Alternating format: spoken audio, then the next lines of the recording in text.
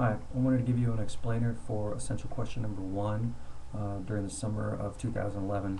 And this is the one where you run a small consulting business that provides help to people doing program evaluation and conducting surveys. Let's start off with the first question is you get a new client and he gives you a $10,000 retainer. What we're looking at there is that you're getting some cash that comes in, and so you see an increase in assets on that one.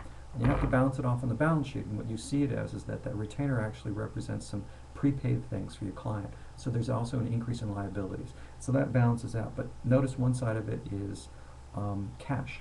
And so what's actually going on right there is it looks a little bit like borrowing, and so you see an increase in cash from finance on the cash flow statement. So it was one of those complicated ones that may be a little bit hard to deal with. Question number 2 is you have to run a few computers, 100 for some big data processing. What you're looking at there is an increase in kind of expense. Rent is one of those expense things. So there's an increase in operating expenses that feeds through into the cash flow statement. You're going to see a decrease in cash from operations over there.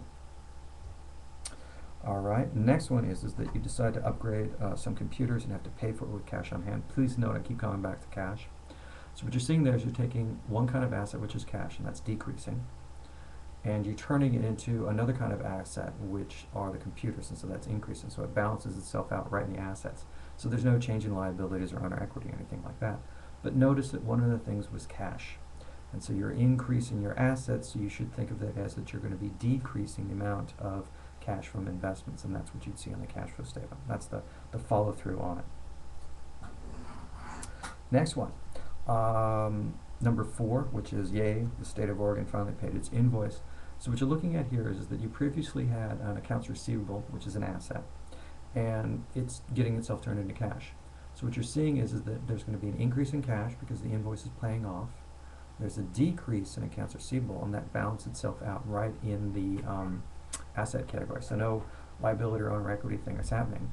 But note again, cash is on one side. So what you're seeing here is an increase in cash from investments because you translated that asset into something else. 5, sometimes you just need to go to Vegas. Pull 10,000 out of your equity and go nuts. This is like the opposite of the one that was on the other question of the day. So the way you should think about it is that you're making some kind of asset go down, and that's cash, and it's got to be balanced off someplace. Where it balances off is owner equity. And so you see cash go down by 10 and owner equity goes down by 10. Now the way that you reflect that change in cash that happens because of changes in owner equity over in the cash flow statement is by going to the finance section. So you see a decrease in cash from finance over in the cash flow section. Easy enough. 6, you booked 30 hours on a client this week.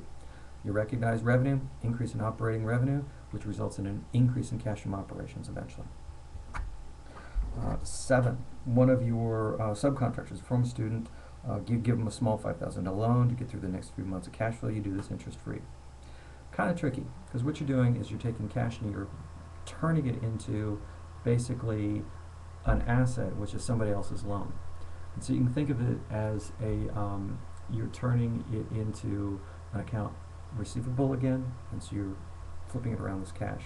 So you're having a decrease in cash, an increase in one kind of asset, which is this small note that's there, and it actually gets echoed into the finance, and so you see a decrease in cash from finance.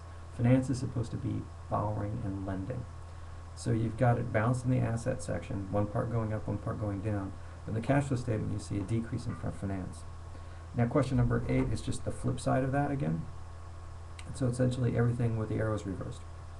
And so you're taking that little note, it goes down, cash goes up, all that's in the asset section and balances itself out. Remember that cash from finance that went down before? This time it goes up. And so there you go. That should be the explainer to essential question number 1 during the summer of 2011.